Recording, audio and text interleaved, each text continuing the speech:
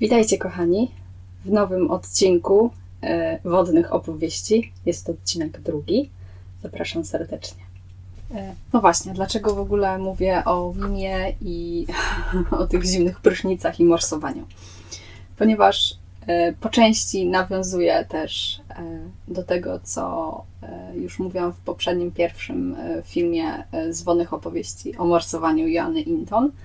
A teraz chciałam właśnie zaprosić do takich krótkich recenzji, czy może raczej wzmianek na temat filmów dokumentalnych, które także poruszają tą tematykę na zimno, między innymi. Skoro już mowa o filmach dokumentalnych, warto troszeczkę cofnąć się do historii filmu i do kinematografii. No, można powiedzieć, że takim pionierem i osobą, która jakby zapoczątkowała kinematografię, był między innymi Muybridge, który tworzył taką serię zdjęć ukazujących ludzi w ruchu, czy zwierzęta w ruchu. Między innymi wszystko właśnie zaczęło się od takiego zlecenia dwóch jegomości. Miało spór, czy koń, który biegnie, odrywa wszystkie kopyta od ziemi w jakimś tam momencie, czy też nie. No i właśnie Muybridge miał udowodnić, a raczej rozstrzygnąć ten spór. Trwało to bodajże około 2 lat, zanim w ogóle udało mu się stworzyć technologiczne warunki do tego, żeby sprawdzić, czy jest to możliwe.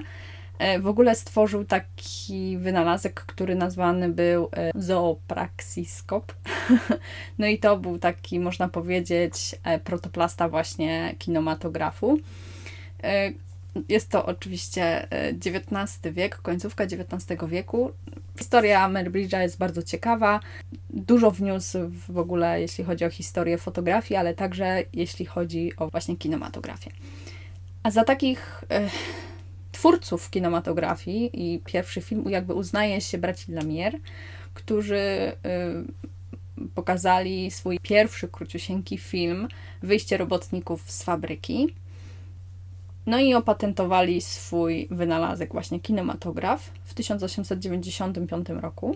Ale co ciekawe, jeden z tych braci nawet w wywiadzie powiedział, że tak naprawdę oni nie byli pierwsi, że rok wcześniej jeszcze pewien Polak, Kazimierz Pruszyński, pracował nad swoim wynalazkiem, pleograf się to nazywało, który właśnie też było taką formą kinematografu. No ale właśnie, do czego zmierzam? Ponieważ film dokumentalny, czy dokumentalizm sam w sobie ściśle wiąże się z początkami w ogóle właśnie kinematografii. Ponieważ chęcią stworzenia właśnie filmów było między innymi to, żeby udowodnić coś pod kątem takim naukowym, żeby coś sprawdzić, żeby tego typu filmy mogły służyć ludziom właśnie na przykład biologom, naukowcom, czy też nawet wojskowym. Także głównie było to właśnie dokumentowanie pewnych wydarzeń, czy pewnych sytuacji, pewnych zjawisk. I to miało na celu jakby pomaganie ludziom w różnych kręgach właśnie głównie naukowych. Z czasem oczywiście kinematografia poszła zupełnie w inną stronę. Zaczęto tworzyć fikcję, zaczęto tworzyć fabułę, no i także filmy animowane, no ale już to wiadomo. Ale mówiąc o filmach dokumentalnych, warto zwrócić uwagę na to, że tak naprawdę czym jest dokumentalizm? Jest to chęć ukazania pewnego wycinka rzeczywistości w jak najbardziej obiektywny sposób. No i oczywiście jest wielu przeciwników i zwolenników teorii, że w ogóle filmy dokumentalne są i mają rację bytu. Z czego to się bierze? No oczywiście przeciwnicy uważają, że każdy film jest wytworem ludzkiej ingerencji, jest wytworem jakiegoś reżysera czy jakiegoś filmowca, który podejmuje decyzje już na początku, takie selektywne, to znaczy ustala, co w danym filmie będzie pokazywane, co nie, w jaki sposób, z jakiej perspektywy, z jakiego punktu widzenia. No i często też to jest taki można powiedzieć, wątek podmiotowy, to znaczy, że to reżyser jakby ze swojego punktu widzenia coś przedstawia i z tego, jak on coś widzi. No i jest jeszcze druga kwestia, że odbiorcy także filtrują to przez własne doświadczenia, no i przez własną wrażliwość, tak? Jakby to są właśnie przeciwnicy, którzy uważają, że jakby taki film dokumentalny w ogóle nie ma racji bytu, ponieważ nic nie jest obiektywne. Wszystko jest subiektywne. No i oczywiście są też zwolennicy stwierdzenia, że filmy dokumentalne jak najbardziej są, właśnie w zależności od tego, jak się podchodzi do kwestii samego obiektywizmu i właśnie jak się to rozstrzyga. Bo można podejść w ten sposób, że uznaje się, że tak, że jest obiektywizm, ale on dopuszcza jakby właśnie tą selektywność i podmiotowość twórcy. Także w tym przypadku filmy dokumentalne jak najbardziej mają rację bytu. Bardzo ciekawe spostrzeżenia spisał Mirosław Przylipiak, polski historyk i teoretyk filmu, filmoznawca, który właśnie bardzo eksploruje temat filmów dokumentalnych, no i bardzo ciekawie w ogóle prezentuje swoje spostrzeżenia i wnioski. Także też warto, jeśli ktoś ma ochotę, zaznajomić się z jego tekstem. Wstrzymaj oddech, rekord pod wodą. Jest to brytyjski film w reżyserii Iana Derry, który przedstawia bohaterkę tego filmu, tak? Czyli przedstawia postać Johanny Nordblad. Jest to fińska projektantka, która w 2010 roku miała wypadek rowerowy, no i niefortunnie złamała nogę, tak że nie mogła wrócić do stanu takiego normalnego funkcjonowania i dlatego zaczęła szukać różnych innych możliwości radzenia sobie z tą sytuacją. No i natrafiła właśnie na leczenie jakby zimną wodą. I to było w 2013 roku, a już 2 lata później zdobyła jakby, no właśnie, pokonała rekord Guinnessa dla kobiet w pływaniu pod lodem na wstrzymanym oddechu, jakby bez maski, no właśnie, bez maski tlenowej, bez sprzętu całego płetwonurka. No i właśnie, jest to freediving. Postanowiła znowu jakby swój rekord pokonać. Sam film pokazuje jej drogę i historię, a dużo się tam działo, także warto obejrzeć. Ale pokazuje także ogromną niezłomność. No, jest to niesamowite, jak można zobaczyć, chociaż przez chwilę, jak bardzo dużo wysiłku ktoś wkłada, żeby osiągnąć swój cel, który tak naprawdę nie wiadomo, czy zostanie zrealizowany. Ona nie była pewna, czy to się uda. Czy w jakiś sposób w ogóle, czy jej ciało na to pozwoli. No i to jest naprawdę inspirujące i motywujące do działania w własnym życiu. Także polecam gorąco. No to teraz chciałam zaprezentować, a raczej zarekomendować przepiękny film, bardzo wzruszający dla mnie i niesamowicie ukazujący no niedostępny ekosystem, można by powiedzieć, przynajmniej nie wszystkim. Jest to film Czego nauczyła mnie ośmiornica, My Octopus Teacher, 2022 roku. I jest to film dokumentalny, ale taki dokument fabularny, można by powiedzieć. Przede wszystkim, żeby powstał, to naprawdę wiele lat minęło. Jego bohaterem głównym jest ośmiornica, ale także pewien filmowiec, Craig Foster. Jest też założycielem m.in. takiego projektu Sea Change, który właśnie, są tam ludzie, którzy eksplorują podwodny świat właśnie południowej Afryki wielkich afrykańskich lasów morskich. Oni są doświadczonymi nurkami, którzy po prostu lata spędzili tam badając te tereny. Motywacją do stworzenia tego filmu były takie wewnętrzne, egzystencjalne jakieś przeżycia Craig'a, który po prostu gdzieś tam wypalił się zawodowo i w jakieś takie stany, można by powiedzieć, też depresyjne popadł, celowości w życiu i tak dalej. Dlatego zaczął właśnie nurkować, wrócił jakby do tego nurkowania i po prostu jakby to nurkowanie się stało dla niego taką arteterapią, bioterapią, można by też powiedzieć, taką naturoterapią, takim miejscem, gdzie czuje się bezpiecznie, gdzie czuje się po prostu już nie jako gość, bo z czasem też właśnie to zauważył, że po prostu jest tam już jakby pewną częścią tego ekosystemu. Początkowo, ponieważ Craig chciał jakby pokazać właśnie ten las wodorostów, ale z czasem okazało się, że ten ekosystem, ten świat niedostępny, można by powiedzieć, dla zwykłych ludzi, po prostu zaczął się przed nim otwierać. No i w pewnym momencie po prostu spotkał na swojej drodze bardzo intrygującą ośmiornicę. No i tak się zafascynował nią, że zaczął po prostu ją filmować.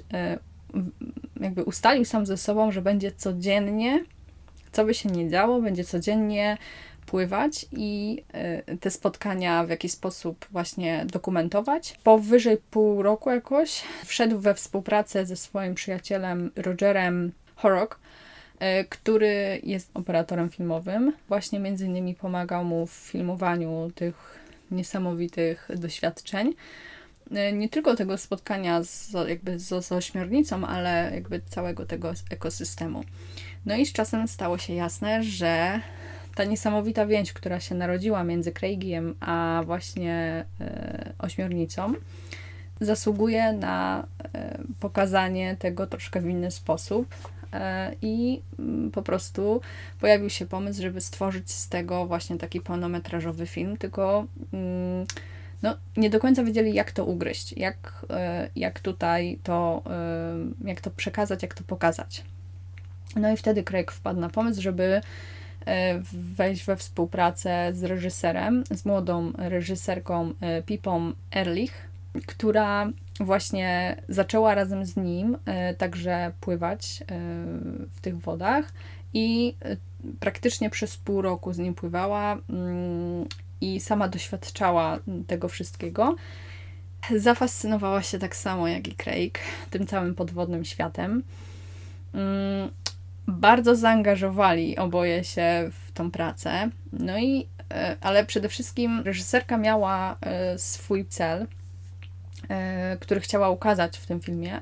No i właśnie tutaj też, dlatego też wcześniej wspomniałam trochę o tym filmie dokumentalnym i jakby problemach, jakie może powodować film dokumentalny, to jest właśnie to, z jakiego punktu widzenia taki film dokumentalny pokazać, żeby zawrzeć pewne potrzebne, takie konserwatywne jakby zasady filmów dokumentalnych, a z drugiej strony jakby dać też możliwość swobodnego takiego przepływu energii, jaki jest w danym filmie zapisany. No i właśnie reżyserka Pipa wiedziała, że chce pokazać ten film jako przede wszystkim osadzić ją na historii właśnie tej relacji Craiga z ośmiornicą. To było dla niej oczywiste i tego się trzymała. Pipa Ehrlich. Myślę, że to, co jest potężne w filmie, to fakt, że jest ten wielki południowoafrykański facet, który opowiada bardzo intymną historię o zwierzęciu, które jest zasadniczo zmodyfikowanym ślimakiem. Zabiera nas w świat tej kruchej istoty, a ona przemienia się z podwodnego kosmity w bohaterkę, z którą naprawdę możemy się utożsamiać i o którą możemy się troszczyć. Myślę, że przynajmniej widzowie nawiążą z nią emocjonalny związek. Ale naprawdę mam nadzieję, że większe przesłanie, które się pojawi, będzie eksploracją naszej własnej tożsamości i kruchości jako części żyjącej planety. Zdecydowaliśmy, i była to bolesna decyzja, nie umieszczać w filmie żadnych jawnych narracji konserwatywnych, ale ta wiadomość wydaje się docierać podprogowo. Recenzenci opisali film jako polityczny, feministyczny i pokazujący szacunek dla macierzyństwa. To naprawdę mnie podekscytowało. Główną narracją właśnie miała być ta opowieść o ośmiornicy, o niej, o jej życiu, o tym, jaka ona jest i właśnie tej relacji, jaką nawiązał z nią Craig. No i z czasem stało się jasne, że reżyserka zaproponowała mu, że to on powinien być właśnie tą twarzą filmu i że to on powinien być także tym bohaterem, jakby obok właśnie tej ośmiornicy. No, zdumienie jego było dosyć duże, ale jednak zgodził się na to, mimo że to nie było dla niego łatwe, ponieważ nie był przyzwyczajony występować przed kamerą. W związku z tym trwały kolejne miesiące jakby dogrywania też scen, w których właśnie nie tyle, co sam Craig filmuje, ale także jakby pokazywanie jego, Craiga właśnie z tą ośmiornicą w szerszym kontekście. No i oczywiście było więcej zaangażowanych całej ekipy do tego, żeby stworzyć w ogóle ten film. Trwało to kilka ładnych lat. W sumie rozpoczęcia materiałów, jakie zaczęto tworzyć do tego filmu, już były w 2017 roku, a sam film ukazał się dopiero w 2022, także to jest naprawdę szmat czasu. Wielu naukowców, wielu biologów, którzy właśnie współpracowali z całą tą ekipą filmową, pomagała zrozumieć pewne jakby schematy działania czy postępowania właśnie zwierząt, które po prostu codziennie Craig i cała ekipa tam spotykała. Niewątpliwie ten film właśnie dał bardzo dużo różnych wniosków, dużo materiałów, które teraz właśnie biolodzy mogą po prostu analizować i jakby jeszcze bardziej poszerzać wiedzę swoją na temat takiego niedostępnego, można powiedzieć, miejsca, jakim jest właśnie las wodorostów. Cały czas jakby dochodziły do tego filmu konkretne osoby, bo w miarę jak się ten film rozwijał, jak był kręcony, filmowany, no to pojawiały się kolejne potrzeby, na przykład właśnie osób do stworzenia muzyki, czy kolejnego znawcę, na przykład do montażu. No i tak między innymi właśnie James Reed, który był kolejnym jakby reżyserem, został poproszony o to, żeby stworzyć, raczej przeprowadzić wywiady właśnie z Craigiem, który miał być jakby tą drugą twarzą tego dokumentu.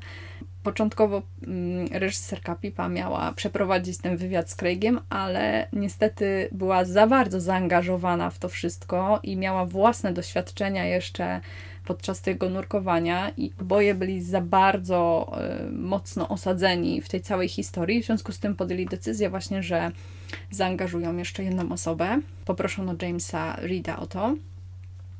No i jak stworzono te wywiady, no to później oboje reżyserowie udali się do Anglii i tam zaczęli tworzyć pierwszy szkic montażowy. No i właśnie tutaj dochodziło do pewnej selekcji, co i jak to stworzyć, co obciąć, co wyciąć, co zostawić i tak dalej. Także stało się jasne dla reżyserki, że sam wątek syna Craiga też jest bardzo istotny w tej historii, ponieważ opowiada też jakby jego relacje z tym synem. Jak zaczynał Craig tworzyć te filmy podwodne, no to obawiał się tego, że właśnie w jakiś tam sposób jego relacje z synem są dużo słabsze, że miał jakieś takie poczucie winy w sobie, że nie jest dobrym ojcem. A podczas kręcenia tego filmu te relacje się znacznie polepszyły i one jakby zaczęły się same budować podczas właśnie tych montaży, tej współpracy, ponieważ warto zaznaczyć, że Tom właśnie, czyli syn Craiga, między innymi także robił ujęcia z drona, czy nagrywał pewnego rodzaju tam dźwięki wodorostów, które potem były też wykorzystywane między innymi do samej muzyki w filmie. Myślę, że także warto wspomnieć o takiej kwestii technicznej, ponieważ sesje fotograficzne czy filmowe, ujęcia właśnie w tym wodnym ekosystemie są szalenie trudne do zrealizowania. I Roger, czyli ten przyjaciel Craiga, filmował głównie sprzętem Red Dragon, który daje możliwość zapisu już w 6K, także jakość tych zdjęć jest naprawdę wysoka, tych ujęć. Ale warto także wspomnieć, że taki film wymagał jakby różnego sprzętu z różną optyką i tak dalej. W związku z tym jakby na etapie tego montażu zatrudniono kolejną osobę, która zajęła się tylko i wyłącznie jakby wyrównaniem kolorystyki tej palety barwnej i ustaleniu wspólnym temperatury barwnej dla tych wszystkich ujęć z różnych kamer. Nie lada wyczyn, ale jak widać udało się to i w tym etapie już finalnym filmu widać, że naprawdę świetnie to ze sobą współgra i tak płynnie to wszystko wygląda. Także świetna robota. Ale właśnie, jeszcze mówiąc o tych sesjach podwodnych, były takie ujęcia, w których na przykład Craig używał dużo mniejszego aparatu i jakby sytuacja, która wymusiła jakby go też na tym, żeby całkowicie zrezygnować z osprzętu tego płetwonurka, czyli nie miał tych pijanek, nie miał butli tlenowych, bo czasami musiał w takie miejsca trudno dostępne się dostać, że po prostu musiał zminimalizować całkowicie swój osprzęt. I właśnie, i to też się sprowadza do tego, że często właśnie razem z Pipą pływali na wdechu, czyli właśnie bez tlenu, i bez tego całego osprzętu, i narażając się na to też, narażając się na tą zimną temperaturę, która tam była.